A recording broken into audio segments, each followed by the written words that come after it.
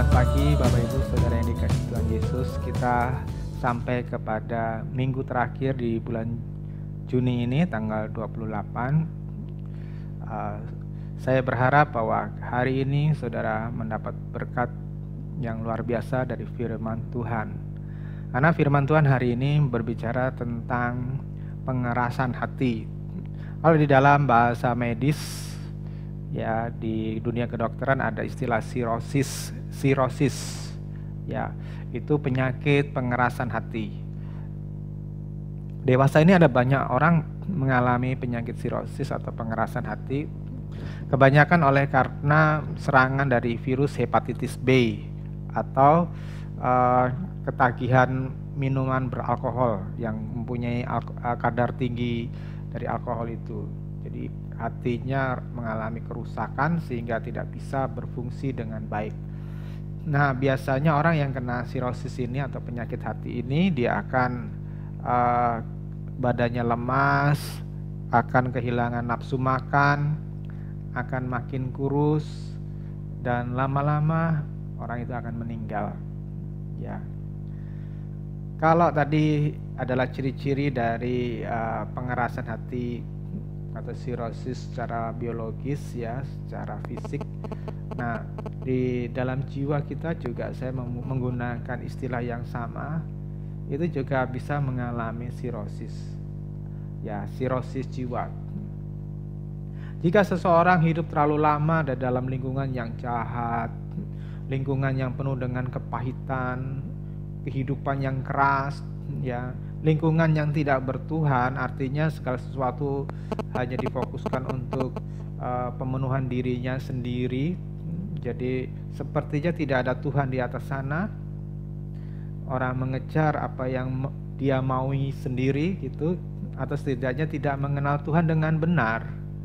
Maka kondisi-kondisi yang seperti itu dikondisikan oleh iblis untuk membuat hati atau membuat jiwa seseorang itu mengeras, ya.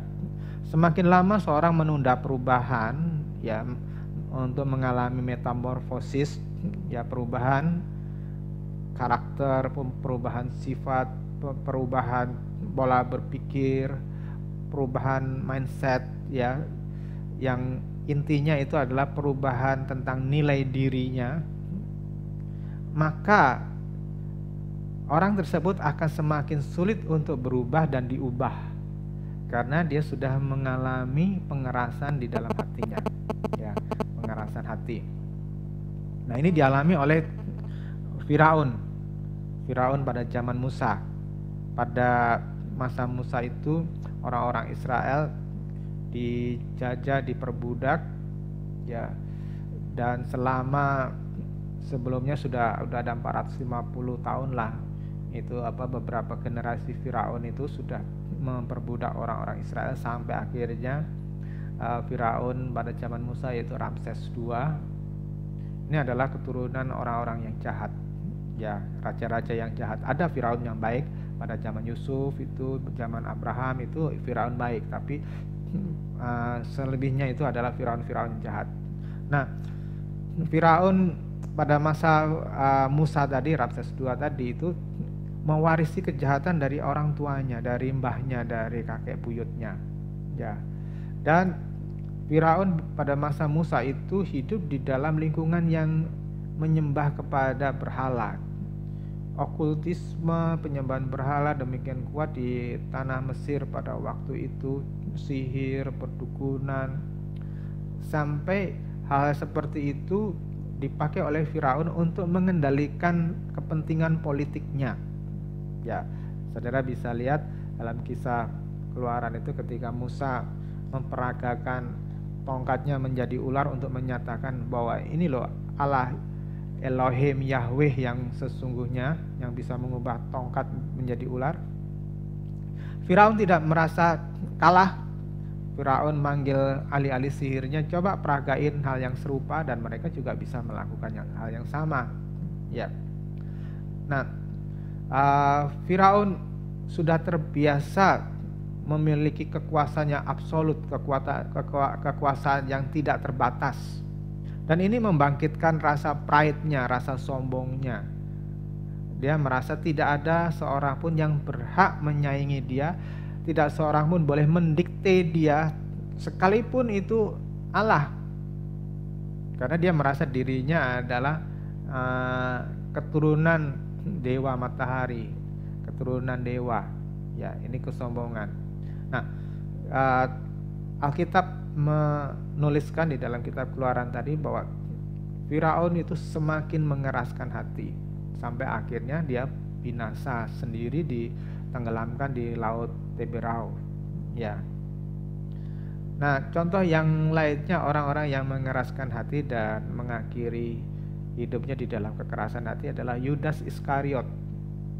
Yudas Iskariot itu dibesarkan di dalam pola berpikir Yudaisme, nasionalisme Yudaisme, yang bermimpi akan datang Mesias, tetapi Mesias dalam pola, dalam kerangka Yudaisme, yaitu Mesias yang akan membebaskan dari penjajahan asing.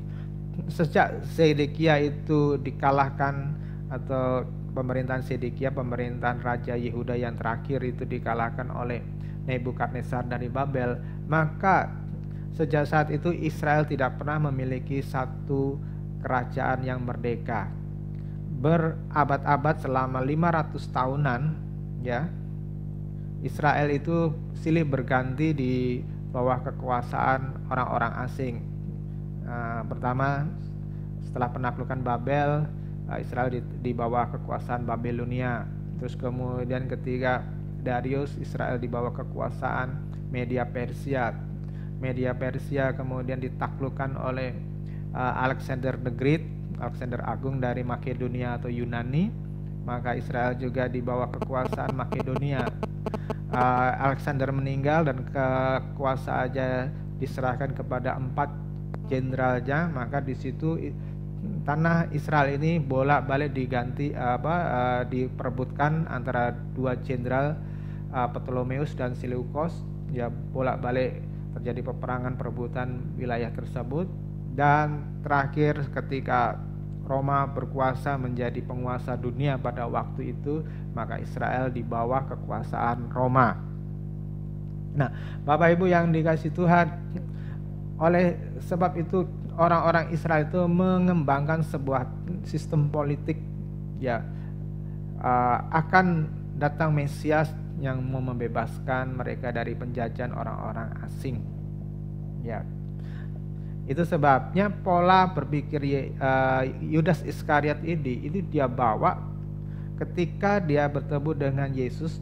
Dia berpikir bahwa Yesus ini bisa menjadi Mesias, bisa menjadi seorang pejuang, seorang pembebas, seorang pahlawan yang membebaskan orang-orang Israel, dan kemudian menjadi kaisar Israel seperti zaman Daud atau zaman Salomo, menjadi kerajaan Israel Raya. Nah, pada dasarnya Yudas Iskariot itu adalah seorang pencuri. Saudara bisa lihat di dalam Yohanes pasal 12 ayat 6 itu, ya. Dia dipercaya oleh Tuhan untuk memegang pembukuan atau kas bendahara kelompok mereka. Jadi kalau ada orang memberi persembahan, nah itu diserahkan kepada Yudas. Tapi di dalam Yohanes pasal 12 ayat 6 itu dituliskan bahwa Yudas itu suka mengambil uang dalam perbendaharaan tadi untuk kepentingan diri sendiri. Dia dikatakan di situ dia mencuri. Ya, kebiasaan mengambil yang bukan haknya itu, dia berpikir bahwa dia bisa nanti waktu Yesus jadi raja, dia bisa memanfaatkan untuk memperkaya diri sendiri. Ya. Nah, karena terbiasa berbuat licik, berbuat semaunya sendiri, maka di dalam Yohanes pasal 13 ayat 27, ketika mereka Tuhan Yesus mengadakan perjamuan terakhir, ya, pada waktu Tuhan Yesus memberikan roti kepada Yudas, maka dikatakan di situ bahwa Yudas kerasukan. Tapi kita bisa lihat bahwa waktu Yudas dikatakan kerasukan itu, dia tidak langsung seperti orang gila, seperti orang kesurupan yang guling-guling, ngamuk-ngamuk dan berbuat hal yang aneh. Dia tetap dalam kewajarannya, tetapi otaknya ini sudah dicengkram, sudah dikendalikan, sudah disetir oleh roh jahat, oleh iblis. Ya. Nah, kelicikan yang terus dibangun atau tetap dipelihara oleh Yudas itu menjadi landasan atau menjadi singgasananya iblis untuk dia menerkam dan menguasai Yudas. Oleh karena kelicikan itulah Yudas akhirnya menjadi tokoh di dalam Alkitab sebagai penggenap dari nubuatan Tuhan. Kalau Yudas di tahun-tahun sebelumnya itu sungguh-sungguh mau bertobat, melepaskan semua kejahatan hatinya, kelicikan dan kerakusannya dan pecinta uangnya, saya yakin mungkin akan ada tokoh lainnya yang harus menepati nubuatan tadi bahwa ada orang yang mengkhianati Yesus, ya. Tapi ternyata Yudaslah yang menggenapinya. Nah, saudara yang dikasih Tuhan, bukan Tuhan mentakdirkan Yudas Iskariot itu menjadi oknum yang akan mengkhianati Yesus, bukan. Tidak ada skenarionya seperti itu dari Tuhan. Masakan Tuhan yang Maha Pengasih Penyayang itu mau mengorbankan seorang Yudas demi untuk memuaskan bahwa skenarionya itu harus terjadi. Tentu itu Allah yang nggak benar seperti itu. Kalau ada orang yang dikorbankan untuk dimasukkan ke neraka. Tetapi Yudas Iskariot mengambil keputusan sendiri berdasarkan dari apa yang ada dalam hatinya yang sudah dikeraskan oleh iblis, sehingga ia menutup mata kepada kebenaran. Nah, saudara yang dikasih Tuhan, jemaat perjanjian baru itu dikelola oleh Tuhan itu sangat berbeda dengan jemaat perjanjian lama. Sebagai contoh di dalam perjanjian lama itu ya, pada zaman Ahab, sekalipun Ahab itu terkenal sebagai raja yang brengsek, ya, raja yang suka mengambil hak orang lain, terus kemudian dia beristrikan Isabel, seorang penyembah berhala, sehingga membawa sistem penyembahan berhala itu masuk ke Samaria, ke Israel Utara, ya. Nah, penyembahan berhala itu seperti saat ini virus corona yang merebak kemana-mana di Samaria. Tetapi Tuhan masih bermurah hati dan mau menyelamatkan Samaria dari Aram. Paling tidak di dalam zaman Ahab itu 2 kali Tuhan meloloskan Israel dari penyerbuan orang Aram, yaitu di dalam 2 Raja-Raja pasal 6 ayat 17-20 dan pasal 7 ayat 6 dan 7. Itu dua raja Aram ini berusaha untuk menaklukkan Samaria, tapi Tuhan bisa mau luputkan mereka karena ada satu orang yang setia di Samaria pada waktu itu, yaitu Elisa. Tuhan masih selamatkan Samaria. Terus kemudian di selatan, di kerajaan selatan, yaitu kerajaan Yehuda, ada 2 raja yang saya baca itu mengalami hal yang serupa. Mujizat Tuhan diloloskan dari kepungan musuh, yaitu Raja Yosafat kepung oleh tentara Moab, Amon, dan orang-orang dari pegunungan Seir, yaitu orang-orang Meunim, di dalam 2 Tawarik pasal 20 ayat 22 sampai 23. Ya. Nah, di sini Yosafat merendahkan hati dan terjadi pertolongan Tuhan. Orang-orang Moab, Amon, dan Meunim ini dibubarkan oleh Tuhan. Mereka saling bunuh-bunuhan, akan mati semuanya. Ya. Apakah Yosafat itu orang yang sempurna dan tidak punya celah, tidak punya cacat di hadapan Allah? Sebetulnya masih ada. Kalau saudara detail belajar dari 2 Tawarik itu, saudara akan bisa melihat bahwa Yosafat ini bertoleransi, bersekutu dengan Ahab, ya, yang tadi saya katakan bahwa itu raja yang membuat orang-orang Israel Utara itu menyembah kepada berhala, ya. Tapi Tuhan masih mempunyai toleransi kepada Yosafat, ya, walaupun harusnya Yosafat tidak boleh bersekutu dengan Ahab, ya, apalagi anaknya sendiri diambil mantu sama Ahab, diperbolehkan. Itu sama aja menjual anaknya kepada berhala, dan keturunan Ahab itu selanjutnya itu musnah, ya. Nah, terus raja yang kedua adalah Hizkia. Itu seorang raja yang suka pamer harta. Ya, sampai Tuhan itu menegur bahwa nanti semua barang-barang emasnya dipamerkan ini kepada utusan Babel pada waktu itu nanti akan diangkut ke Babel. Ya. Nah, saudara yang dikasihi Tuhan, Hizkia pun dengan kondisi kelemahan seperti itu yang raja suka pamer tadi, itu masih juga diselamatkan dari kepungan Raja Asyur atau Sanherib, ya, di 2 Raja-Raja pasal 19 ayat 35. Itu dihabisin semua tentara Asyur. Nah, saudara, itu perjanjian lama. Mujizat-mujizat begitu nyata dan luar biasa. Tapi kita bisa melihat bahwa sekalipun kuasa Tuhan itu dinyatakan dengan luar biasa pada orang-orang Israel, tetap pada akhirnya di dalam zaman Sedekia, orang-orang Israel, orang-orang Yehuda ini tetap akan dibuang oleh Tuhan karena mereka telah membelakangi Tuhan. Ya. Nah, Tuhan mempunyai treatment atau cara pengelolaan yang berbeda pada umat perjanjian baru. Tuhan mempunyai standar yang jauh lebih tinggi daripada umat perjanjian lama. Standarnya tidak main-main, Bapak Ibu Saudara yang dikasih Tuhan. Kalau kita lihat di dalam 7 jemaat yang ada di Asia Kecil yang disampaikan oleh Rasul Yohanes di Pulau Patmos waktu dia mendapat penglihatan dan pewahyuan dari Tuhan, ya, kita akan lihat dari 5 jemaat yang Tuhan tegur, ya, dalam Wahyu pasal yang kedua sampai pasal yang ketiga. Yang pertama, jemaat Efesus. Ya, jemaat Efesus secara fisik, secara agamawi adalah jemaat yang excellent, dan saya mengagumi jemaat Efesus ini. Mereka ini orang yang tekun melayani, dikatakan, ya, di dalam pasal 2 itu orang yang pasal 22, ya, mereka adalah orang-orang yang melayani dengan jerih lelah tanpa hitung-hitungan. Mereka berkorban habis-habisan untuk Tuhan, aktif dalam pelayanan, fanatik kepada agama. Buktinya ketika ada orang-orang yang mau mengajari sesuatu yang sesat, mereka berani menentang, melawan gitu. Dan di dalam ayat 3 itu mereka berani menderita. Efesus itu adalah pusat penyembahan Dewi Artemis atau Dewi Diana. Ya. Nah, itu di Efesus itu ada sebuah kuil penyembahan Artemis yang besar sekali, dan menurut tradisi gereja, mesbah tempat penyembahan Artemis itu pada waktu Yohanes berdoa di sana itu terbelah menjadi 2. Ya.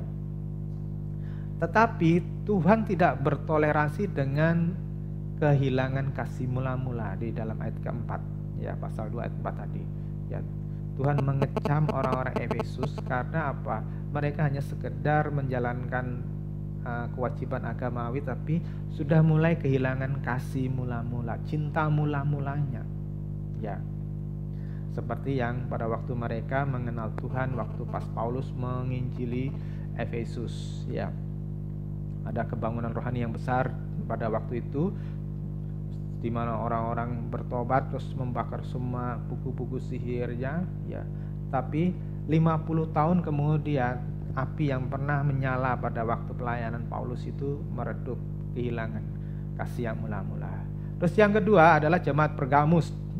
Orang-orang Pergamus ini memegang nama Tuhan dengan kuat, tidak mau menyangkal walaupun terancam dibunuh. Pada waktu tahun 100-an itu penganiayaan mencapai puncaknya, ya, dimulai dari tahun 60, 70 itu 50, 60 sampai 70 itu awal dari penganiayaan besar, sampai pada tahun 100-an itu adalah puncaknya. Dan orang-orang Pergamus tidak takut mati, ya, tetapi Tuhan tidak bisa menerima kesesatan yang menyusup masuk ke dalam jemaat Pergamus, yang dikatakan di dalam pasal 2 ayat 14-15 itu adalah ajaran Bileam, ya, ajaran tentang makan persembahan berhala dan perjinan. Nanti kita akan bahas di lain waktu tentang makan persembahan berhala dan perjinan ini. Juga ajaran Nikolaus, ajaran yang mensinkritisme antara kebudayaan kafir, agama kafir, dan masuk ke dalam kekristenan pada waktu itu. Terus yang ketiga, jemaat Tiatira. Jemaat Tiatira itu punya kasih kepada Tuhan, punya iman, pelayanan yang tekun, tetapi Tuhan tidak bisa menerima sepenuhnya jemaat Tiatira karena jemaat Tiatira itu tersusupi oleh ajaran nabiah palsu yang Tuhan memberikan nama Isabel, nabiah Isabel, dan itu sama dengan ajaran Bileam, ya. Terus yang kedua, orang Tiatira ini masih membuka diri kepada ajaran mistis, ya, di dalam ayat 24. Terus kemudian yang keempat adalah jemaat Sardis. Pekerjaan pelayanannya itu tidak sempurna. Jemaat ini rupanya sudah demikian mati api rohnya, ya, ayat pasal 32 itu, ya, sehingga mereka membuka diri terhadap pencemaran. Dikatakan di dalam ayat 4 tuh, mereka itu mencemarkan, beberapa dari mereka itu mencemarkan pakaian kekudusannya, ya, dengan kehidupan yang tidak bermoral, dengan kehidupan yang seenaknya sendiri. Terus yang kelima adalah jemaat Laodikia. Saya sering menggunakan jemaat ini sebagai sebuah contoh tentang kondisi gereja pada saat ini, yaitu gereja yang mengalami kesuaman, suam-suam kuku, ya, panas-panas tai ayam, pasal 3, 15, 16 itu. Padahal mereka merasa diri makmur, kaya, diberkati. Kira-kira ini jemaat yang merupakan jemaat tipe gereja abad 21, ya, jemaat yang makmur, ya, jemaat yang mempercayai tentang teologi kemakmuran, ya, kesejahteraan dan mujizat-mujizat. Tetapi Tuhan mengatakan bahwa mereka itu melarat, malang, miskin, buta, telanjang, ayat yang ke-17, ya, itu jemaat Laodikia. Nah, Bapak Ibu yang dikasih Tuhan Yesus, saya mau mengingatkan kepada saudara tentang peringatan Tuhan di dalam Ibrani pasal 3 ayat 12 sampai 15 tentang bahwa ketika orang itu membiarkan dirinya mengalami seperti 5 jemaat yang tadi saya sebutkan, dari jemaat Efesus sampai jemaat Laodikia tadi, jika mereka tidak buru-buru, tidak segera bertobat, tidak segera berbalik dari kehidupan mereka yang dikritik habis oleh Tuhan tadi, maka orang-orang ini, saudara, termasuk saudara, jika saudara berlambat-lambat, saudara akan mengalami sirosis jiwa saudara, sirosis hati saudara, atau pengerasan hati. Itu sebabnya Tuhan mengingatkan di dalam Ibrani pasal 3 ayat 12 sampai 15. Waspadalah, hai saudara-saudara, supaya di antara kamu jangan terdapat seorang yang hatinya jahat dan yang tidak percaya oleh karena ia murtad dari Allah yang hidup. Tetapi nasihatilah seorang akan yang lain setiap hari, selama masih dapat dikatakan hari ini, supaya jangan ada di antara kamu yang menjadi tegar hatinya karena tipu daya dosa. Karena kita telah beroleh bagian di dalam Kristus. Asal saja kita teguh, berpegang sampai kepada akhirnya pada keyakinan iman kita yang semula. Tetapi apabila pernah dikatakan pada hari ini, jika kamu mendengar suaranya, janganlah keraskan hatimu seperti dalam kegeraman. Ya. Dalam ayat 13 dikatakan supaya jangan ada di antara kamu yang menjadi tegar hatinya karena tipu daya dosa. Apa itu tipu daya dosa? Ya, kalau saudara berpikir bahwa dosa itu berzina, membunuh, mencuri, menyembah berhala, kurang ajar sama orang tua, menipu, itu sudah jelas itu dosa gitu. Tetapi seringkali kita mengabaikan satu fakta bahwa banyak orang Kristen sekalipun itu sudah tertipu oleh tipu daya dosa sehingga mereka tegar hatinya. Kalau kita belajar dari Wahyu pasal 2 sampai pasal 3 yang tadi, kita akan melihat ada beberapa hal yang baik orang Efesus maupun Laodikia itu tidak menyadari bahwa apa yang terjadi pada mereka itu adalah suatu kondisi di mana mereka sudah parah di hadapan Tuhan, di mana mereka sudah tidak berkenan kepada mereka. Saya ambil contoh tadi di Wahyu pasal yang kedua. Jemaat Efesus itu hanya punya masalah satu, yaitu kehilangan kasih mula-mula. Mereka hanya melakukan rutinitas melakukan perintah agama yang sebetulnya mereka orang baik, orang saleh menurut kacamata dunia. Tetapi Tuhan menegur mereka karena mereka kehilangan kasih mula-mula. Dan banyak orang Kristen saat ini sebetulnya mencari Tuhan itu sudah tidak memiliki kasih yang mula-mula. Mereka datang ke gereja berbondong-bondong ramai itu sebetulnya karena ada satu kepentingan, ada satu agenda, yaitu mau memanfaatkan Tuhan untuk mencari berkat, mencari perlindungan, mencari pertolongan, bukan karena mencintai Tuhan. Nah, Tuhan mengingatkan di sini, jangan ada di antara kamu yang menjadi tegar hatinya. Maksudnya tidak bisa dirubah lagi, tidak mau diganti yang baru, hati yang baru. Ya, hati yang najis, hati yang keras itu mau diganti yang baru. Ya. Dan ayat 15, jangan keraskan hatimu seperti dalam kegeraman. Ini merupakan gambaran ketika orang Israel keluar dari Mesir, ya, ketika mereka berhasil menyeberangi Laut Teberau. Saudara, mereka bukan masuk ke tanah yang bagus, tanah yang hijau royo-royo, penuh dengan madu dan buah-buahan misalnya, ya. Tetapi mereka masuk ke padang gurun yang benar-benar gersang. Saya sudah melihat petanya perjalanan orang Israel pada waktu itu. Mereka masuk ke padang gurun Arabia, bukan menuju ke Israel. Jadi kalau Israel itu ada di utara, ya, di utara dari sungai delta sungai Nil itu, ya, di utara begitu. Nah, ini Tuhan itu membawa orang Israel bukan ke utara langsung, yang sebetulnya perjalanan darat aja dengan jalan kaki itu hanya 1 minggu aja, ya. Tapi ini malah ke selatan. Ke selatan ngitari Laut Teberau atau Laut Merah sekarang dan masuk ke padang gurun Arabia, ya, Saudi Arabia sekarang ini. Nah, saudara bisa bayangin di sana mereka nggak punya apa-apa, dan ketika mereka kelaparan, mereka kehausan, mereka kepanasan, apa yang terjadi? Mereka mulai memberontak, mereka tidak lagi mau tunduk kepada Musa, mereka mulai protes, mulai marah-marah kepada Musa, dan sebetulnya mereka marah-marah kepada Tuhan. Ya, ini.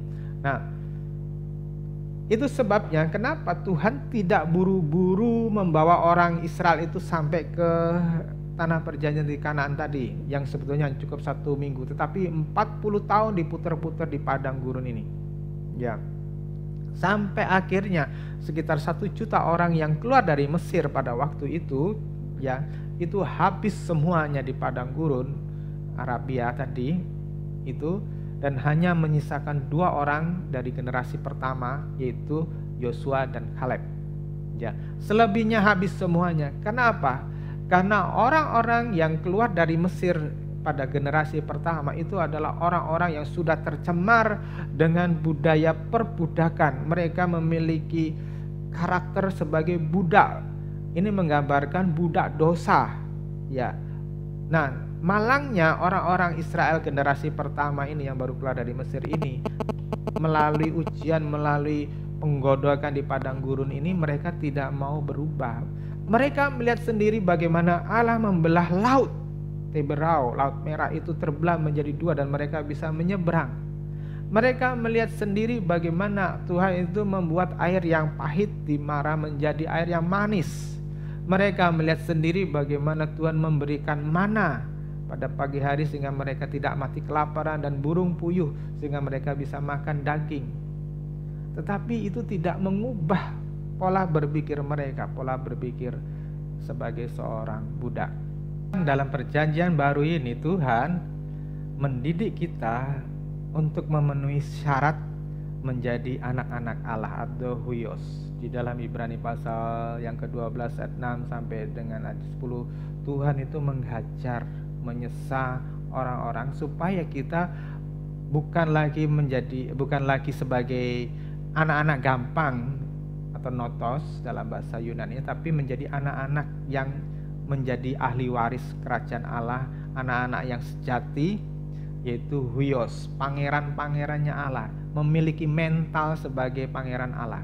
Nah, tadi saya kasih gambaran dalam kehidupan orang Israel yang baru keluar dari Mesir. Mereka itu orang-orang yang keluar dengan mental budak, ya, di bawah pengendalian budaya Mesir itu menggambarkan orang-orang yang baru keluar dari perbudakan dosa itu masih memiliki mental dosa, mental karakter dosa. Contohnya ya, karakter dosa itu masih suka dipuji, kalau disinggung masih tersinggung, masih dendaman, kalau melihat uang itu masih matanya hijau, masih kepincut pengen harta ya. Kalau umpamanya tersinggung, dia akan bisa dendam, mempunyai rencana-rencana jahat untuk mencelakai orang. Nah, itu adalah karakter dosa. Sedikit punya harta jadi sombong, ya. Sedikit punya harta menyalahgunakan pemakaiannya, misalnya untuk judi, untuk mabuk, untuk senang-senang, hura-hura. Ini karakter dosa. Nah, orang yang baru bertobat mungkin dia sudah menyadari itu, ya, itu salah, dan dia mempunyai kesadaran pengen menjadi baik, pengen menjadi orang Kristen yang baik, tetapi karakter itu bisa menarik orang kembali kepada sifat yang lama. Nah, Tuhan mau karakter dosa tadi, ya, sinful nature tadi, kodrat dosa tadi, itu dirontokin sampai habis, ya, dirontokin sampai habis. Sifat pemarahnya, sifat egoisnya, mementingkan diri sendiri, cuek sama orang lain, cepat tersinggungan, pelit, ya, pedit, suka iri. Ya, mungkin saudara nggak percaya bahwa diri saudara suka iri, mungkin saudara nggak sadar bahwa diri saudara itu mudah kepahitan, mudah iri hati, tetapi Tuhan tahu. Nah, itu Tuhan mau rontokkan itu, walaupun kita nggak mengakuinya gitu. Tuhan mau rontokkan itu, dipentokan sana, pentokan sini, ya. Saudara akan menjadi orang yang rendah hati kalau saudara lulus ketika saudara dihina, dicaci maki, saudara tidak membalas, saudara bisa tetap tersenyum. Ya, saudara dikatakan lemah lembut jika saudara menghadapi masalah-masalah yang seperti tadi itu, saudara tidak terbakar emosinya, ya.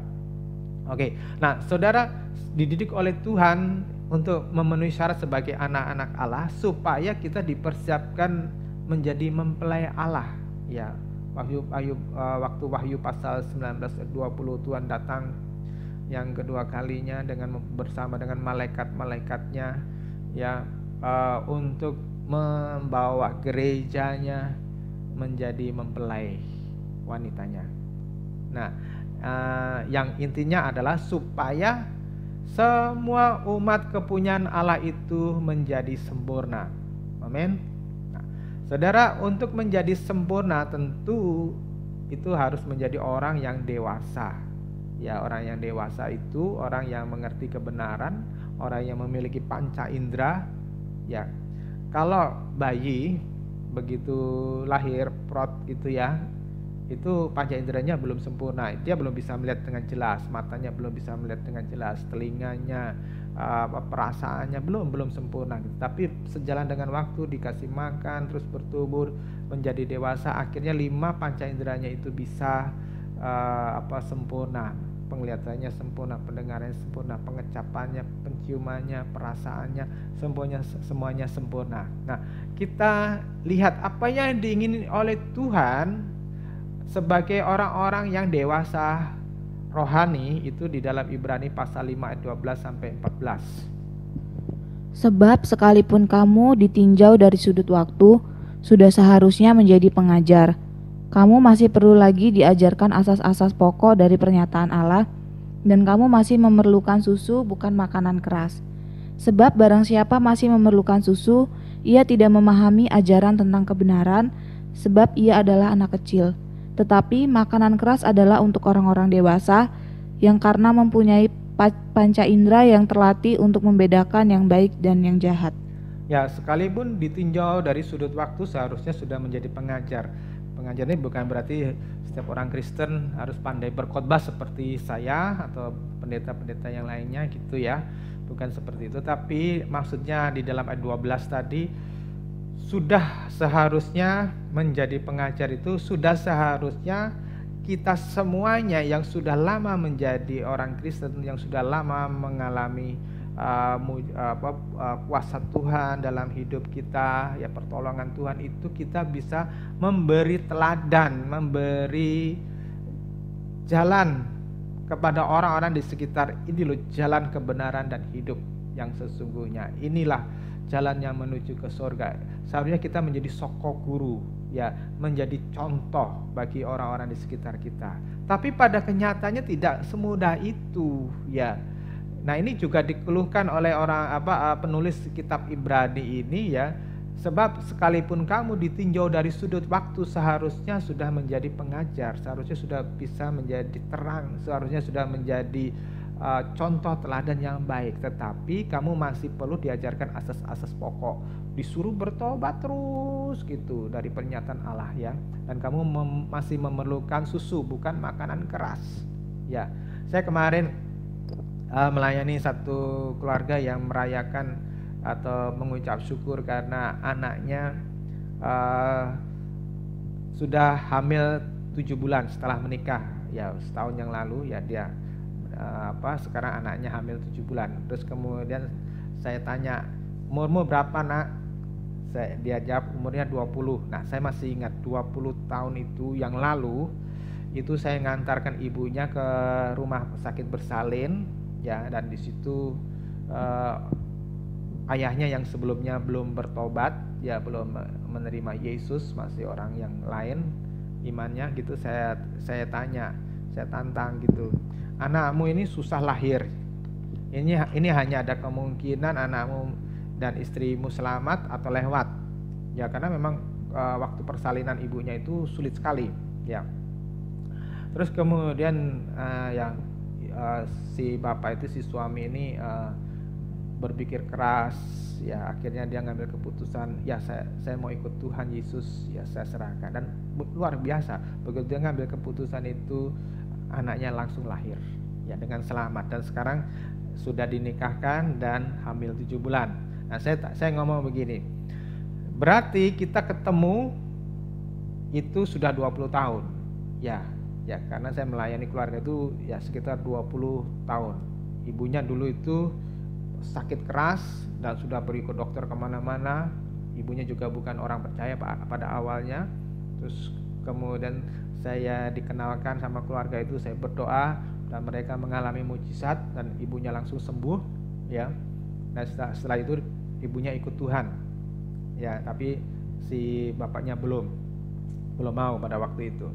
Nah, jadi hitung-hitung kita sudah melayani mereka itu 20 tahun. Nah, saya ngomong begini, dalam 20 tahun ini paling tidak kalian semuanya sudah mendengar firman Tuhan yang saya bagikan itu paling tidak 1000 kali. Kalau anggap aja 1 tahun itu 50 minggu, ya, 50 minggu, belum dengan pertemuan-pertemuan lainnya, ya. Berarti kan paling tidak kita pernah ketemu 1000 kali, ya, dalam 20 tahun, ya. Nah, saya tanya, setelah 1000 kali kita pertemuan, setelah 1000 kali kalian mendengarkan firman Tuhan, apakah kalian sudah mencapai titik kedewasaan rohani yang diinginkan oleh Tuhan? Saudara, orang-orang ini tersenyum, ya, mereka mengatakan belum, ya. Nah, ini merupakan masalah. Ini kita mungkin bercanda, tetapi saudara, harus menjadi sebuah teguran buat kita sendiri. Setelah kita sekian lama dengar firman Tuhan, apakah kita sudah cukup disebut sebagai orang-orang yang dewasa rohani, ya, atau kita masih di ayat 13 masih memerlukan susu, ya, tidak atau belum memahami ajaran-ajaran tentang kebenaran, sebab kita masih kanak-kanak rohani. Nah, ini masalahnya. Orang tidak bisa diubah dan berubah secara instan, ya, tidak bisa berubah dan diubah dengan cepat. Sekalipun orang-orang tersebut, ya, termasuk saudara, yaitu sudah pernah mengalami mujizat, ya, sudah bertobat mengaku Yesus sebagai Tuhan, sudah diberkati secara ajaib, ada orang-orang yang datang menolong saudara dengan keajaiban, ya. Tapi itu semuanya tidak menjamin yang bersangkutan atau saudara itu tidak kembali jatuh di dalam dosa. 2 Petrus pasal 22 itu merupakan suatu peringatan, merupakan suatu alarm buat kita semuanya bahwa orang itu bisa kembali jatuh di dalam muntahan yang lama. Saya banyak melayani orang yang akhirnya jatuh masuk di dalam muntahan yang lama, ya, di dalam seperti anjing kembali ke muntahan kemuntahan lamanya itu, dimakan lagi, ya. seperti babi kembali kepada kubangannya itu. Ya, saudara, beberapa ya sekitar 30 tahun yang lalu lah, ketika saya masih muda, masih umur 20-an itu, saya bergereja di Jakarta. Itu ada salah satu majelis di gereja kami pada waktu itu seorang bintang film yang terkenal. Saya nggak usah sebut namanya ya, pokoknya dia cukup terkenal dan sangat terkenal ya. Dan itu jadi idola saya ya pada waktu itu. Jadi kalau kami pulang dari gereja, saya bangga sekali bisa salaman dengan beliau ya. Istrinya di sampingnya itu cantik sekali gitu. Nah, saudara yang dikasih Tuhan, ketika saya ke Lampung, saya mendengar kabar bahwa Pak majelis ini yang bintang film tadi itu ditangkap polisi karena terlibat terkena kasus narkoba. Jadi mengkonsumsi narkoba, dia masuk penjara. Nggak tahu berapa lama, pokoknya kemudian tahu-tahu dia sudah keluar. Nah, beberapa tahun yang lalu lagi ya, setelah lama dia keluar dari penjara karena kasus narkoba tadi, dia ketangkap lagi mengkonsumsi narkoba ya. Saya tidak tahu apa yang ada di dalam pikirannya, kenapa dia mengulangi hal sama, dia ketangkap lagi. Nah, saudara yang dikasih Tuhan, ini seperti apa dikatakan, anjing kembali kepada muntahannya. Saya banyak melayani orang yang dulu dia berzina, terus kemudian setelah kita layani bagus gitu, tapi begitu sudah saya lepas itu, saya mendengar lagi dia jatuh lagi di dalam perzinahan gitu. Ada hamba-hamba Tuhan yang terkenal ya, itu mereka sudah melayani Tuhan, dipakai Tuhan luar biasa, tapi jatuh di dalam dosa yang seperti ini, dosa yang najis seperti ini ya. Beberapa orang bisa bangkit ya, beberapa orang bisa pulih kembali dan melayani Tuhan, tapi tidak bisa seperti semula gitu. Tapi beberapa orang tetap hilang dari peredarannya. Kemarin saya dikagetkan dengan berita di internet ya, ada seorang residivis Pulau Nusa Kambangan yang dikenal sangat garang pada waktu itu, pembunuh ya,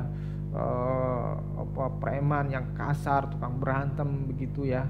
Tapi di Nusa Kambangan rupanya dia bertobat ya, dia kemudian dia menginjili sesama narapidana gitu, dan ngajarin gitu. Terus kemudian saya pernah melihat tayangannya, dia diwawancari oleh Kick Andy ya. Dalam wawancara itu dia bersaksi dia mengalami perubahan. Tetapi beberapa hari yang lalu saya membaca berita bahwa dia ditangkap oleh polisi karena dia bersama dengan 25 orang temannya membunuh pamannya di Jakarta. Ya. Kembali lagi kumat keberangasannya, kekejamannya itu. Ya. Nah, saudara yang dikasih Tuhan, tidak mudah orang itu mengalami perubahan ya, walaupun dia sempat bersaksi, sempat khotbah di mana-mana ya, gitu. Nah, ini yang saya sebut sebagai jiwa kanak-kanak yang terperangkap di dalam tubuh orang dewasa. Nah, jika seseorang mengalami kedewasaan rohani, tadi di dalam Ibrani pasal 5 ayat 14 tadi dikatakan panca inderanya itu akan terlatih. Ya, Ibrani pasal 5 ayat 14. Tetapi makanan keras adalah untuk orang-orang dewasa yang karena mempunyai panca indera yang terlatih untuk membedakan yang baik daripada yang jahat. Ya, makanan keras untuk orang-orang dewasa yang mempunyai panca indera yang terlatih. Saudara, ketika seorang bisa mencapai tingkat kedewasaan rohani, ia bisa membedakan mana yang baik, mana yang jahat. Ya.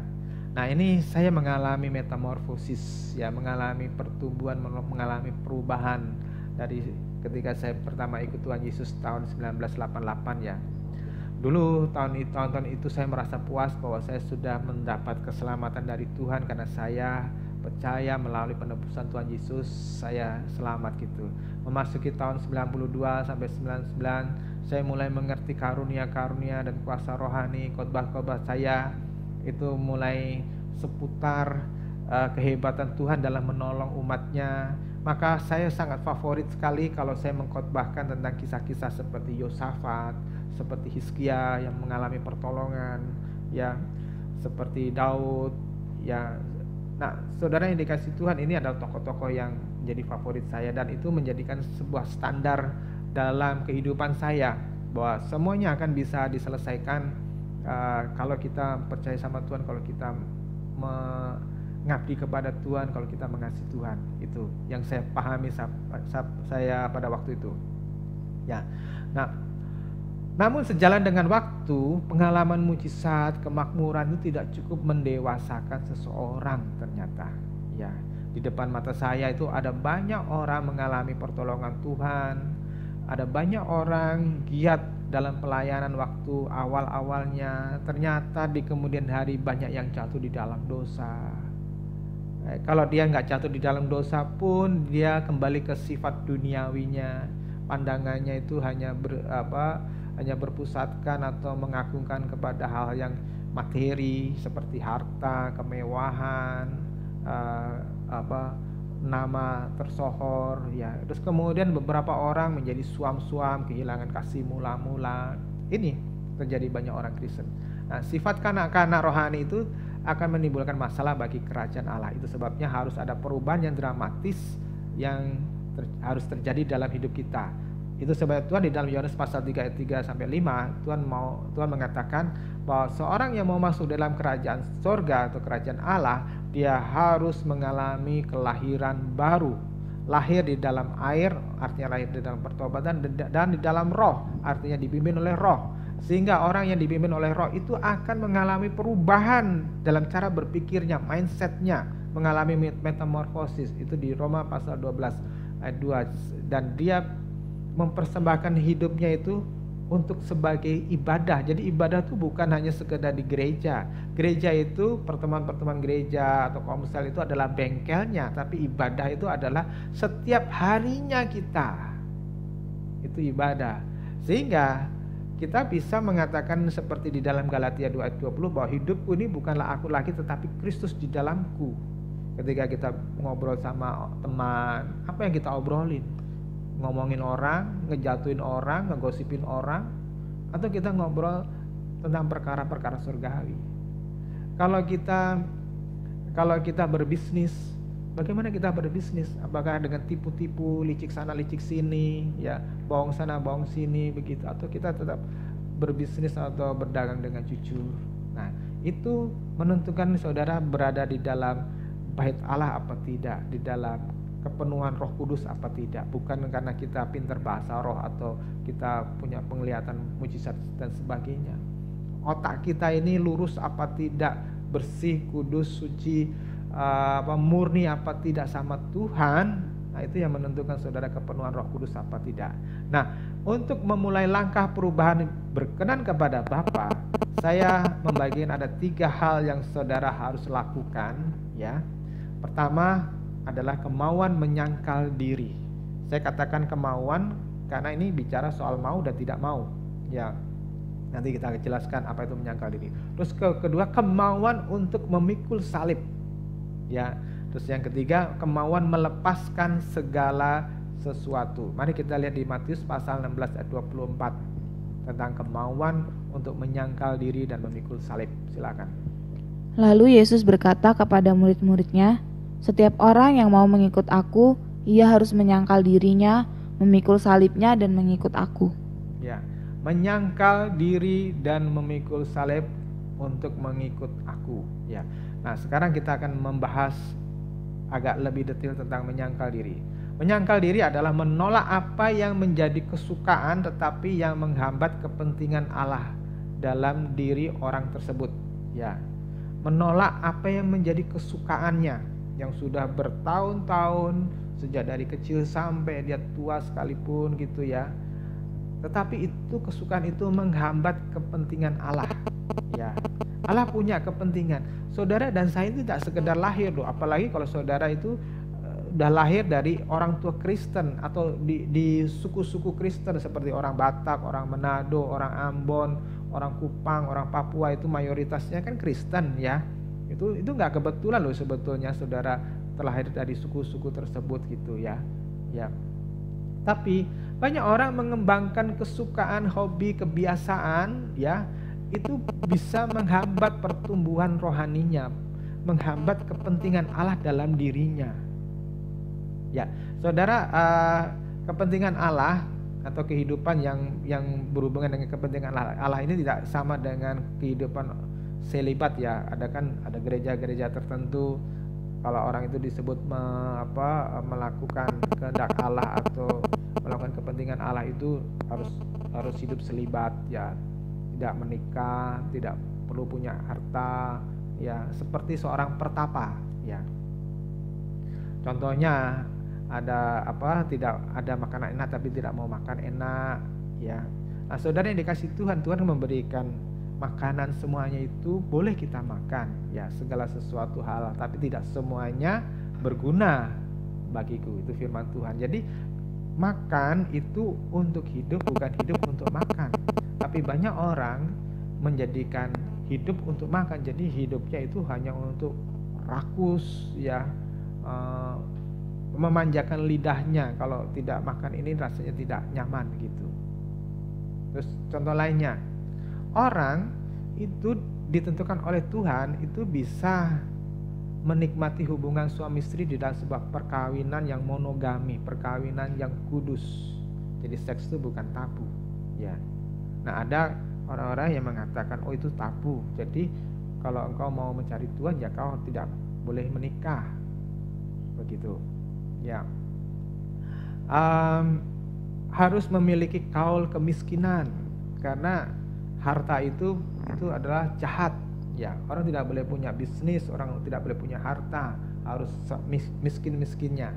Nah, saudara yang dikasih Tuhan, padahal harta itu milik Allah, itu disuruh untuk kita kelola untuk kepentingan kerajaan Bapa. Nah, orang yang menyangkal diri, mau menyangkal diri, itu semua yang diberikan kepada kita itu kita pakai untuk kemuliaan Tuhan. Ketika kita masuk di dalam pernikahan, kita melahirkan anak, kita mendidik anak-anak kita hidup takut akan Tuhan, sehingga anak-anak kita itu meneruskan tongkat estafet untuk pelayanan kepada Tuhan ya. Ketika kita berbisnis, kita menyadari bahwa bisnis itu milik Tuhan, sehingga kita gunakan hasil dari bisnis itu untuk kepentingan Allah, untuk menjadi berkat, untuk menjadi terang, menjadi garam di sekitar kita. Jika seorang Kristen ingin mengikuti Tuhan ya, seperti Petrus dan kawan-kawan, tetapi tidak melepaskan cara berpikir yang lama, maka ia akan menjadi penghambat pekerjaan Allah. Kenapa? Karena orang-orang seperti ini pasti punya agenda pribadi di balik topeng pelayanan. Nah, orang-orang seperti ini biasanya akan hitung-hitungan dengan Tuhan karena tidak bisa all out dengan Tuhan. Ya, dalam Matius 20 ayat 20 sampai 24 itu kita bisa melihat sebuah contoh ya. Ketika anak-anak Zebedeus yaitu Yakobus dan Yohanes merayu Tuhan Yesus melalui ibunya supaya bersedia memberi jabatan yang tinggi dalam kerajaan Israel Raya, karena mereka punya anggapan ya, punya konsep bahwa kemesiasan Yesus itu akan membangun sebuah kerajaan Israel Raya seperti zaman Daud dan Salomo, di mana mereka akan mengusir tentara-tentara asing yang pada waktu itu menduduki Israel, yaitu kerajaan Roma. Nah, mereka menginginkan jabatan-jabatan yang strategis ya, supaya mereka dihormati, supaya mereka mendapat kekayaan gitu. Nah, pada ayat 24 ya, ketika Yakobus, Yohanes tadi meminta jabatan tersebut, itu memicu kemarahan murid-murid yang lainnya. Tapi bukan karena murid-murid yang lain itu mengerti visi dan rencana Tuhan Yesus dan kehendak Allah, tetapi mereka juga menginginkan posisi yang sama. Jadi terjadi perebutan pengaruh ya. Bagaimana dengan orang-orang Kristen zaman milenial saat ini? Menurut saya sih kita melakukan kesalahan yang serupa dengan para murid perdana pada waktu itu, yakni bahwa kita sering salah mengerti kehendak Bapa. Banyak dari kita itu punya aktivitas yang kelihatannya rohani, tetapi di baliknya itu ada agenda-agenda pribadi. Walaupun orang tersebut itu lulusan teologi atau sudah punya pelayanan khusus seperti worship leader atau WL, ya, singer, pemusik gereja, atau bahkan pengkhotbah, pendeta sekalipun, ya, banyak orang itu tidak bisa mengesampingkan agenda-agenda khusus, yakni untuk menikmati kenyamanan dunia ini. Nah, orang-orang tersebut ini tidak bisa all out buat Tuhan, tidak bisa memberikan sepenuhnya buat Tuhan, sehingga orang-orang seperti ini cenderung melayani Tuhan itu tidak bisa bertahan lama. Saat saya masih muda, yaitu banyak teman-teman seusia saya itu dengan semangat melayani Tuhan. Namun kalau dihitung-hitung pada saat ini hanya tinggal beberapa orang saja. Banyak remaja yang pernah saya latih ikut melayani di pedesaan, ada yang kami kirim untuk mengikuti seminar-seminar peningkatan kemampuan pelayanan, pengetahuan tentang teologi, atau juga yang dikirim ke sekolah-sekolah Alkitab untuk belajar, ya, untuk bisa menerima tongkat estafet yang saya berikan begitu. Awal mulanya semangat, ya, untuk melayani Tuhan, tapi itu nggak bertahan lama. Rata-rata setelah menikah, setelah punya keluarga, setelah punya pekerjaan, setelah punya jabatan, jadi kepala bagian atau manajer atau punya bisnis begitu, dan sudah kaya mapan, tidak lagi punya kerinduan untuk melayani, tidak punya lagi kerinduan untuk bersaksi, tidak punya lagi hati untuk memenangkan jiwa. Bahkan ada yang sudah murtad. Ya.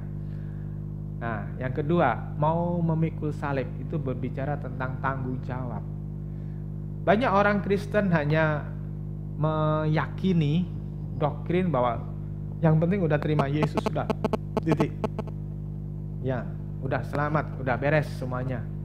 Itu sudah lunas semuanya.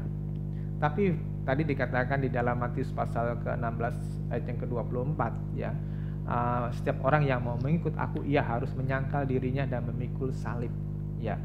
Nah, Tuhan menyamakan orang-orang yang mau mengikut dia itu sama dengan dia, dalam arti bukan ikut-ikutan disalib seperti Yesus di Golgota, dipaku seperti orang-orang di Filipina, bukan, tetapi memikul salib itu berbicara tentang mau memikul tanggung jawab.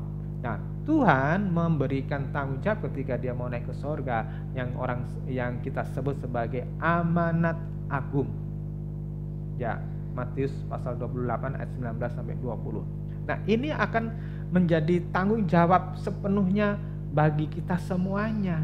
Jadi kalau orang mengatakan saya nggak usah ngapa-ngapain, yang penting pokoknya saya percaya pada Yesus, saya nggak berzina, saya nggak mencuri, saya nggak membunuh, saya tidak menipu orang, saya tidak menyembah patung dan sebagainya, apakah itu sudah cukup? Saudara yang dikasih Tuhan, itu belum sepenuhnya memenuhi kehendak Allah, ya, karena belum melakukan tanggung jawab untuk melaksanakan amanat aku. Padahal Tuhan bilang apa di Matius 7 ayat 21, bukan orang yang menyebut aku Tuhan, Tuhan yang masuk dalam kerajaan surga, tetapi orang yang melakukan kehendak Bapakku, itulah yang akan masuk dalam kerajaan surga. Nah, saudara yang dikasih Tuhan, kalau yang satu ini saudara belum lakukan, memikul tanggung jawab untuk saudara menjadi terang, saudara menjadi berkat, saudara menjadi penuntun jalan orang itu mengerti kebenaran, engkau belum sampai kepada memikul salib. Nah, kanak-kanak rohani itu tidak bisa dibebani tanggung jawab, karena pikiran anak-anak rohani itu hanya pendek seperti kayak bayi. Itu pikirannya cuma ngedot susu aja, egois. Ya, saya pernah melihat ada anak di pasar itu, ya, guling-guling, ngamuk-ngamuk, marah-marah sama ibunya sampai ibunya bingung, malu, ya, karena kelakuan anaknya. Rupanya anaknya itu pengen dibeliin mainan. Ya, padahal di rumah sudah punya segudang mainan, tapi dia karena sudah terbiasa dimanjain untuk dibeliin mainan itu, akhirnya dia menuntut mainan yang harganya terlalu luar biasa dan ibunya tidak bisa membelikan, jadi dia ngamuk. Nah, ini anak-anak rohani. Nah, banyak orang Kristen yang secara jasmani itu dewasa, tetapi sebetulnya memiliki jiwa yang kanak-kanak seperti itu. Nggak bisa ada kontrol diri, nggak bisa mengendalikan, oh ini nggak boleh, ini nggak benar, ini najis, ini haram, ini mendukakan Roh Kudus dan sebagainya. Nggak bisa bedain seperti itu. Nah, ini orang-orang yang tidak dewasa rohani. Nah, hanya orang yang dewasa rohani itu yang mengerti betapa berartinya nilai aset kerajaan Allah yang dipercayakan kepada dia. Jadi kalau saudara mengerti aset kerajaan Allah, saudara akan melihat perusahaanmu itu cuma seujung kuku nilainya. Ya, nggak ada apa-apanya. Saudara akan melihat bahwa mobilmu itu tidak ada artinya dibanding dengan kerajaan Allah. Jabatanmu yang mentereng, memiliki jabatan apapun tidak ada apa-apanya. Termasuk ketika saudara pun tidak mendapatkan semuanya itu, misalnya saudara hidup sederhana, sangat sederhana, orang yang sangat miskin sekalipun, saudara nggak punya apa-apa di dunia itu pun, penderitaan itu pun juga saudara tidak perlu dikeluhkan, saudara tidak perlu protes, ya, terus marah-marah, kecewa sama Tuhan sekalipun, karena itu juga penderitaan itu cuma hanya seujung kuku dalam kehidupan kita. Ya. Terus yang ketiga, melepaskan segala miliknya. Kita lihat firman Tuhan di dalam Lukas pasal 14 ayat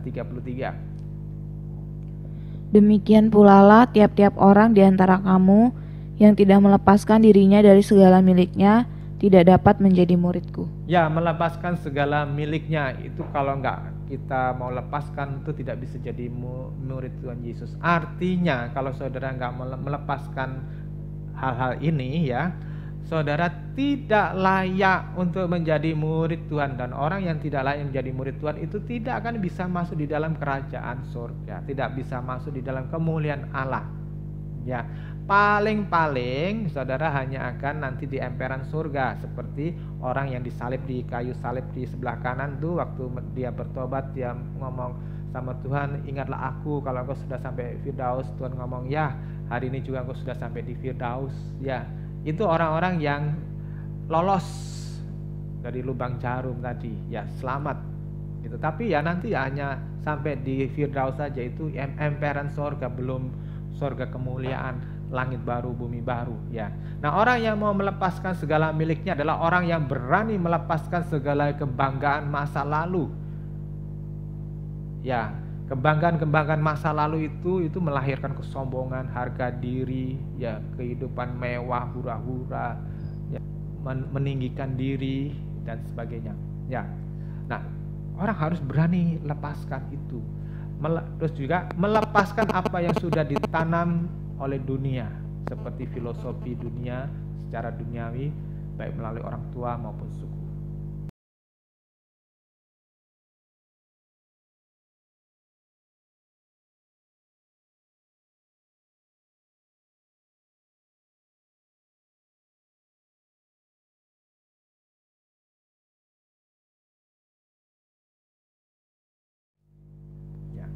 Tadi saya katakan melepaskan apa yang sudah ditanam oleh dunia, misalnya filosofi, budaya-budaya, baik yang diberikan orang tua maupun suku-suku kita. Misalnya begini, kita ditanamkan oleh orang tua bahwa harga diri itu penting untuk dipertahankan.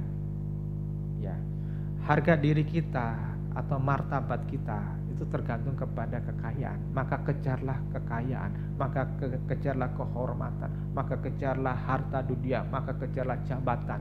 Nah, itu ditanamkan oleh dunia, oleh keluarga besar kita, ya. Dan itu tidak cocok bagi kerajaan Allah, ya. Harus dilepaskan, ya. Juga melepaskan kebiasaan hidup yang semaunya sendiri. Bapak Ibu yang dikasihi Tuhan, kita udah terlalu lama hidup sesuai dengan kemauan kita sendiri, pikiran kita sendiri. Itu sebabnya tidak banyak orang yang mau merendahkan hati, tidak banyak orang yang mau menundukkan diri. Padahal nilainya Tuhan Yesus itu bukan pada waktu dia memperform mujizat, 5.000 orang dapat makanan sekaligus, Lazarus dibangkitkan, orang kusta sembuh, orang buta melek, orang mati bangkit seperti Lazarus. Nah, saudara yang dikasih Tuhan, nilai Tuhan itu baru muncul ketika dikatakan bahwa dia taat sampai mati. Ya. Nah, untuk orang itu mau bisa taat sampai mati seperti Tuhan Yesus, ia harus menaruh semua kebiasaannya untuk hidup semaunya sendiri, dan dia harus mau hidup di dalam kurungan atau ditaklukkan oleh firman Tuhan. Ini butuh yang disebut sebagai submission, menundukkan diri. Nah, saudara yang dikasih Tuhan, latihannya itu gampang. Ya, saudara menundukkan diri kepada orang yang oleh Tuhan tunjuk untuk memimpinmu. Ya, kalau saudara nggak bisa tunduk kepada orang yang Tuhan tunjuk untuk memimpinmu, bagaimana engkau bisa tunduk kepada Tuhan yang nggak kelihatan? Ya, kalau engkau bisa melihat orang yang menggembalakanmu dan kau tunduk melakukan apa yang disampaikan, nah itu saudara, itu latihan untuk engkau tunduk kepada firman Tuhan. Nah, tidak banyak orang yang mau membayar harga buat keselamatannya dengan menyangkal diri, dengan memikul salib dan melepaskan segala sesuatu.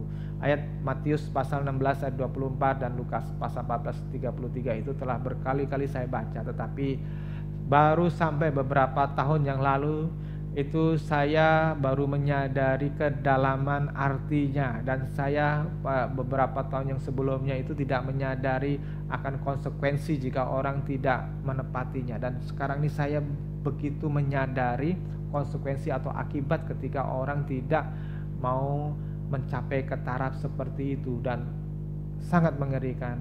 Kalau saya bisa membayangkan, saya banyak mengumpulkan kesaksian-kesaksian orang yang melihat neraka. Soal benar apa tidak saya tidak terlalu pusing, tidak terlalu pentingkan.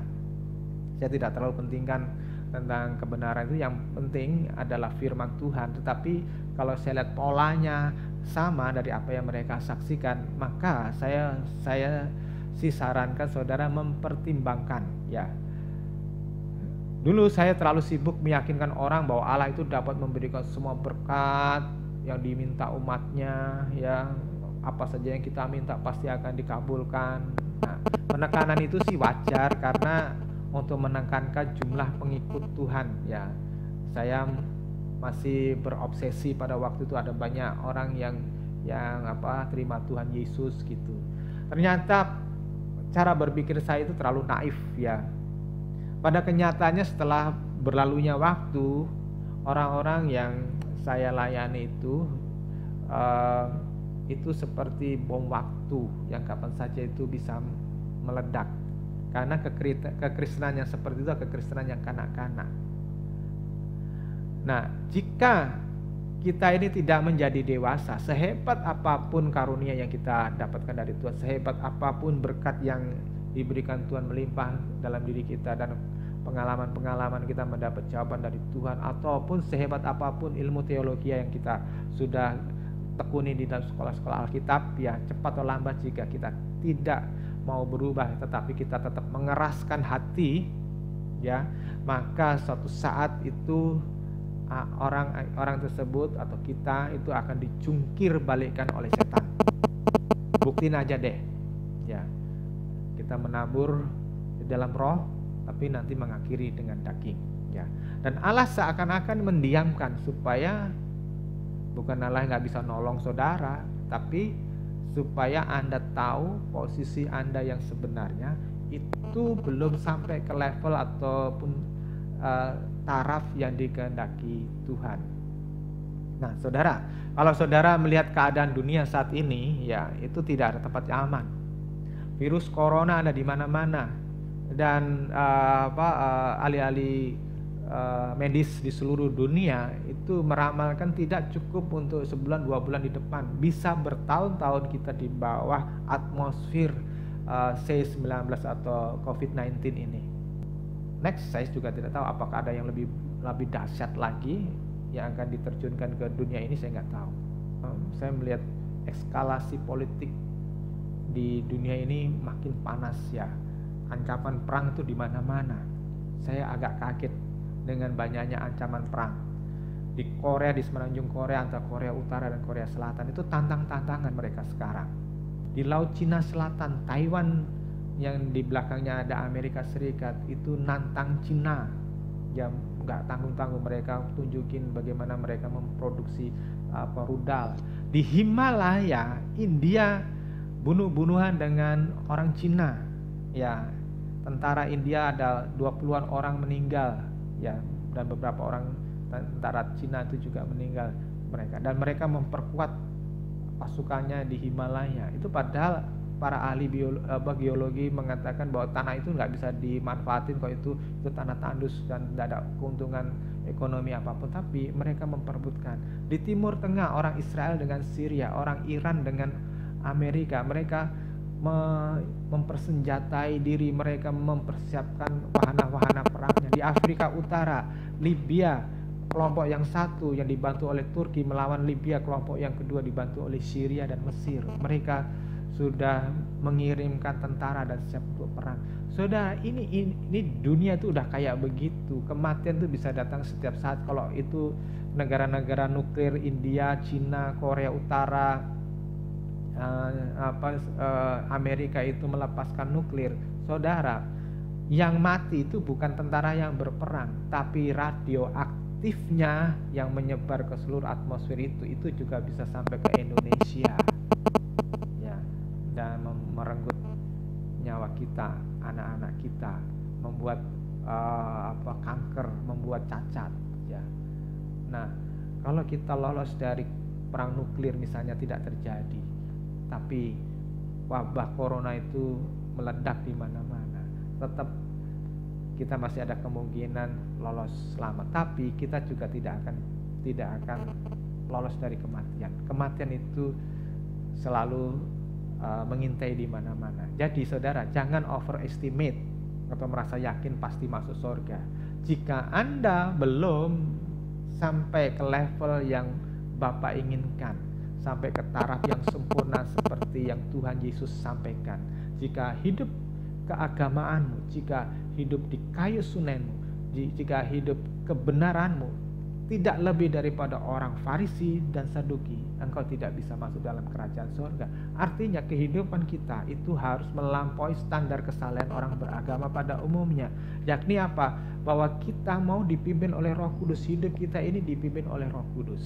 Oleh sebab itu Bapak Ibu yang dikasihi Tuhan, saya sebagai penutup bagikan di 2 Petrus pasal 3 ayat 11 sampai dengan 14. Jadi jika segala sesuatu ini akan hancur secara demikian, betapa suci dan salehnya kamu harus hidup, yaitu kamu yang menantikan dan mempercepat kedatangan hari Allah. Pada hari itu langit akan binasa dalam api dan unsur-unsur dunia akan hancur karena nyalanya. Tetapi sesuai dengan janjinya, kita menantikan langit yang baru dan bumi yang baru di mana terdapat kebenaran. Sebab itu, saudara-saudaraku yang kekasih, sambil menantikan semuanya ini, kamu harus berusaha supaya kamu kedapatan tak bercacat dan tak bernoda di hadapannya dalam perdamaian dengan Dia. Ya, saudara yang dikasihi Tuhan, pada hari itu langit akan binasa dalam api dan unsur-unsur dunia akan hancur karena nyalanya. Apakah ini merupakan sebuah nubuatan tentang perang nuklir? Saya tidak tahu, ya, bisa jadi, ataukah ini adalah hujan meteorit, asteroid yang akan menghujani bumi. Saya juga tidak tahu, tapi segala kemungkinan itu bisa terjadi. Nah, saudara, tetapi yang ayat 11 Tuhan mengingatkan betapa suci dan salehnya kamu harus hidup, yaitu kita yang menantikan langit yang baru, bumi yang baru di mana terdapat kebenaran. Nah, ayat 14 penting saudara catat dan garis bawahi. Kamu harus berusaha supaya kamu kedapatan tak bercacat dan tak bernoda di hadapannya. Sekali lagi saya katakan, kamu harus berusaha supaya kamu tidak kedapatan bercacat dan bernoda di hadapannya. Ada usaha, saudara harus berjuang untuk supaya tidak bercacat dan bernoda di hadapan Tuhan. Itu sebabnya Bapak Ibu Saudara yang dikasihi Tuhan, saya mengingatkan pada hari ini, seperti di dalam Ibrani pasal 4 ayat ke-7b, pada hari ini jika kamu mendengar suaranya, berarti saudara sudah mendengarkan suara Tuhan melalui mulut saya, ya. Jangan keraskan hatimu. Jangan biarkan hatimu mengeras karena pencemaran dunia. Mulai hari ini, sangkali dirimu, sangkali keinginan, kesenanganmu yang lalu, pikul salibmu, pikul tanggung jawabmu, dan lepaskan segala sesuatu yang tidak ada hubungannya dengan kerajaan surga. Amin.